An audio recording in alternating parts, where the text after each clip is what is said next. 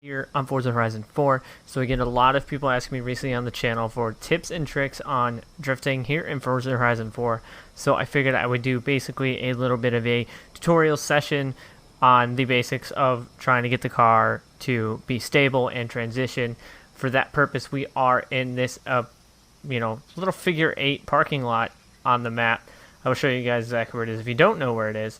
And for the purpose for cars today, we are rocking a basically it's 399 horsepower, stock tires, drift suspension, 350Z wide body.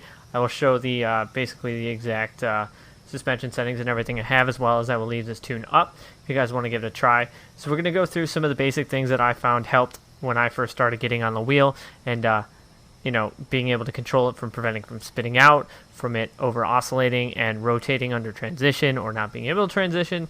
Some basic things to start off with on a wheel to try and get more comfortable with it and stuff like that. So like I said, for the purpose of this, we are going to get out of drone mode and show you where we are on the map. We are in the top left corner of the map up here, right above where the game stuff is, right actually up the street from my Lake Lodge house.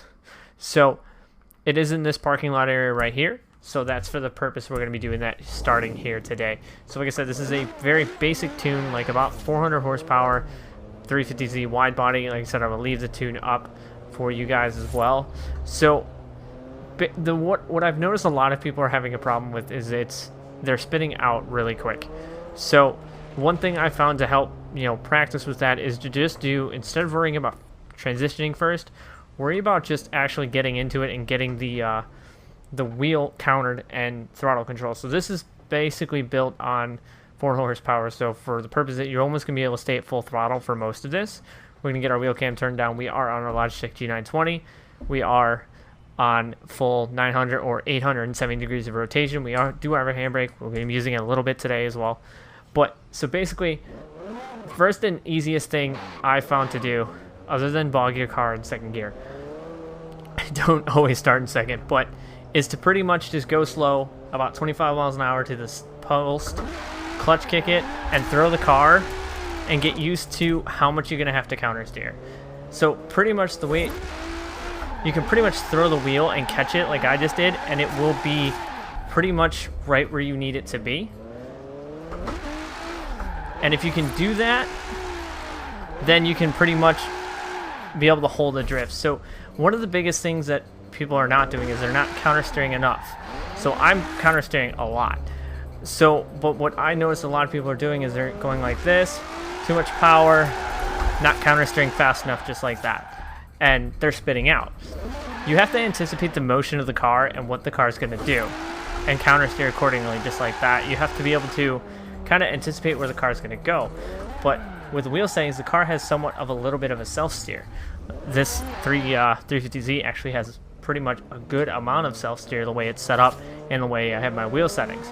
So you can pretty much go, and it'll, if you notice, I really didn't touch it. It kind of just counter-steered itself in a sense. So if you get it right and you're smooth on your throttle, you can almost let go of the wheel and kind of let it do its thing.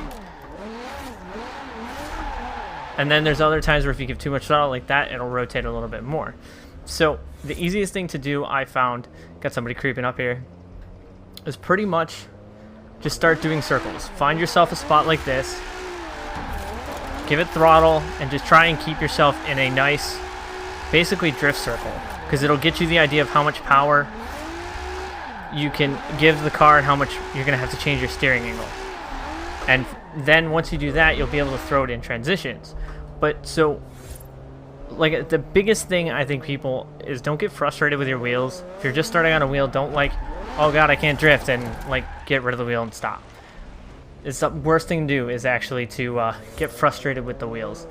So clutch kicking is probably the easiest way to learn how to get the angle of rotation, because the car's not going to kick around as fast. Just like that, it kicks around pretty easily on a clutch kick compared to if you were going to throw it in with a handbrake. Then you have to anticipate it a lot sooner like that.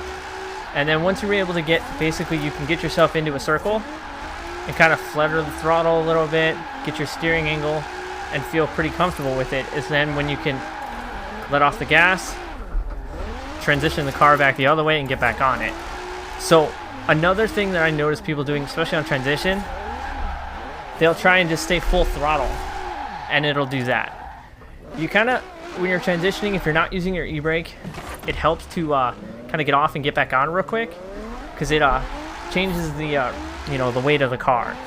So you can pretty much just feather the throttle, go this way, let off the gas, transition it, get back on the gas, and you can do a very smooth, easy transition. So, like I said, biggest thing, don't get frustrated. Just, kind of keep with it. Do circles, and do as many circles as you can, because it gives you the idea of being able to know when you're giving too much throttle like that, when you're not giving enough throttle. Because if you're not giving enough throttle, the car's going to start gripping up on you, and then you're going to straighten up. So if I were to kick this in, not give enough throttle, it's just going to go straight, and then it's going to do that. If I give it too much throttle when I don't need it to, it's going to do that, and it's just going to completely lose it. So you kind of have to be conscious of how much throttle. That's why doing these, essentially doing little circles, I'm going to transition this way. Doing little circles kind of gives you that feel of, you can mess around with, see right now I'm full throttle. I'm easing off a little bit because I don't want to go too wide, but I know what I can do when steering inputs. I can mess around with what happens if I do this, what happens if I do that. I can see how the car reacts. So once you know how the car reacts, then you can pretty much just be able to kick it in, run your nice lines, and be able to get off the gas, use the brake, transition. You don't even really have to use a handbrake, because if you use the weight of the car and just tap the brakes a little bit and just get off the feather of the gas, you can actually transition pretty much without an e-brake. Now there's certain times where, like, if you're going at a high rate of speed, clutch kicking is not really going to get you sideways enough, and that's where the handbrake comes into play. Or you can, upset the weight of the car one way, hit the brakes, and upset it back the other way, do a feint initiation. But, like, if you're just first starting out on wheel, don't get frustrated with it. It does take a little bit of time to get used to, especially in this game. It took me a few to get used to the physics. The car also makes a big impact on how the wheel reacts. So, like I said, this is a 400 horsepower 350Z, wide body kit, stock tires, stock pretty much a lot. So, as for the tuning of it, we are running about 28 pounds and 28 and a half in the front, 26 in the rear. Gearing is stock transmission. We do have a clutch and a two-stage rear diff. As for alignments, we're running 3 degrees of camber in the front, 1 degree in the rear, 1 degree at toe, 0.5 and 7 in caster. Any roll bars, we're not running any. We're on the stocks. And as for spring rates, I left the spring rates all the same. All I did was bump the front up by 1. Now that's so that when you hit the brakes or you're in transition, it'll actually dive the nose of the car, and it helps with the weight transfer. So then you also have rebound and stuff, which are all the same. Aero, we do have front aero, but I left it. Braking, I did turn down braking force 50% for the ability to stay on the brakes and throttle at the same time and not lose angle. It's more of a tandem brake, but it's also good for if you're sliding, you can slow yourself down without, like, stopping the drift or, like, rotating you too much. And then, of course, the diff is a 175. It's just settings I found work nicely for me, especially on transition with the deceleration. So we're going to leave those. So back to basically what we were here today. So, like I said, the biggest thing is just knowing what the car is going to do before it does it. So if you can figure out what the car is going to do before it does it, because you put the car to do it, you're going to be fine. A little clutch kick, we'll throw a flick of the wheel, and we're there. So, and then I can stay there, get off throttle, lost angle, stay more throttle, more angle, feather off throttle, straighten up. The other thing is, if you want to come out of a drift, sometimes getting off the gas immediately is not always the best, because the car could oscillate one way or another. Yes, getting off the gas right away is good too, because it could help. But what I found, if you want to come out, ease yourself off the gas, not fully completely, just like slowly ease yourself off throttle, and you'll be able to come out of it without snapping back the other way. Because if you're still on throttle, you're going to snap back, and that's the biggest thing when it comes to transitioning. So kicking it in this way, transitioning, you kind of can't just stay on the gas. And that's why when people transition to the handbrake, the reason it works so easily is because you got to push the clutch in when you pull the handbrake. You're actually, you know, slowing down the wheel rotation with the handbrake, but you're also stopping and getting that blip of throttle to help transition the car the other way. So with a transition, it's pretty much, you kind of got to just feather, like full throttle, feather off, get back on, tap the brakes a little bit to change the weight of the car, and flick it back in. So the biggest thing I can say to help people, for if you're just learning how to get sideways on a wheel, especially in here, come to a place like this or any other place, like the airports, and just get yourself into a drift donut.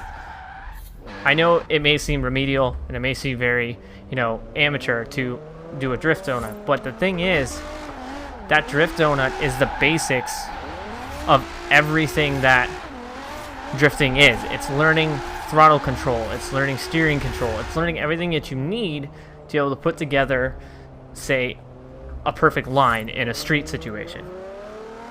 So we're gonna see if we can't rip this in here and see if we can't do some transitions and just throw this car around a little bit and see if we can have a little fun with it. E-brake in, throw it in. Really hard short. Kick it back this way. Use the brakes to transition. There we go. I wanted to try to run that whole thing, but I couldn't. So this thing is too wide to run the long straight, so you can run some really nice figure eights in this place. So you can learn to transition, and you can learn about throttle transitioning, handbrake transitioning, however you want to transition. Handbrake that way. I'm going to handbrake that way and kick it back with the wheel.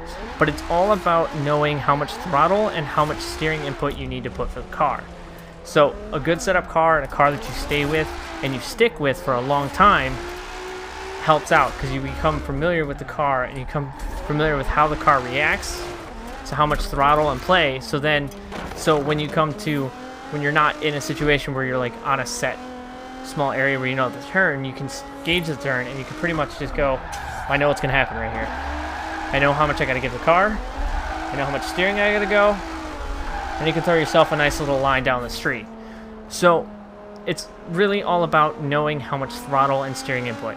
So doing the drift donuts, I can't stress enough, is a very good way to learn that and figure out what you need to do and how much you can give the car. Because then you can just do that and just know how much you got to give the car, pull the handbrakes, and know what you're doing.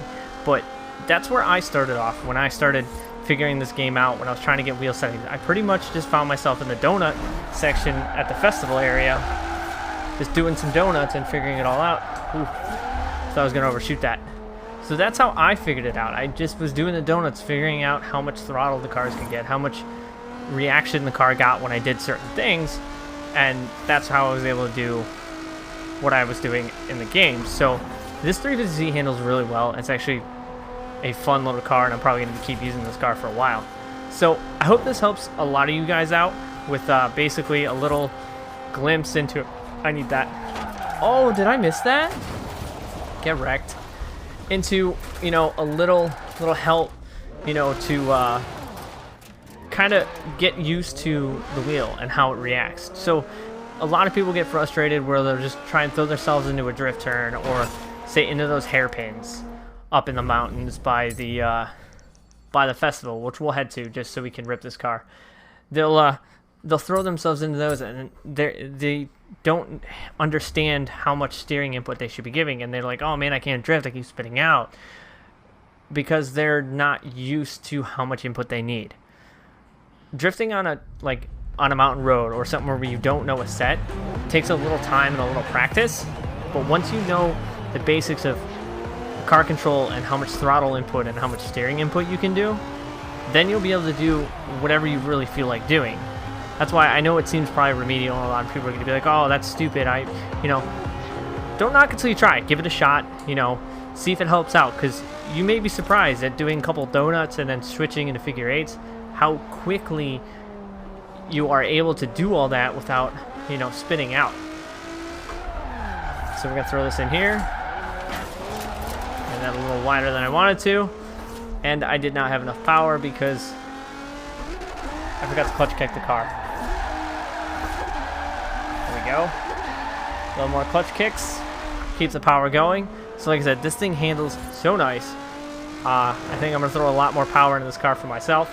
But it's a good basic, if you put the car around 400 horsepower with a diff and drift suspension. So I will leave this tuned up if you guys want to give it a shot for basically just a beginning drift car. It's a very stable beginning drift car. So not too overpowered, but it still has power.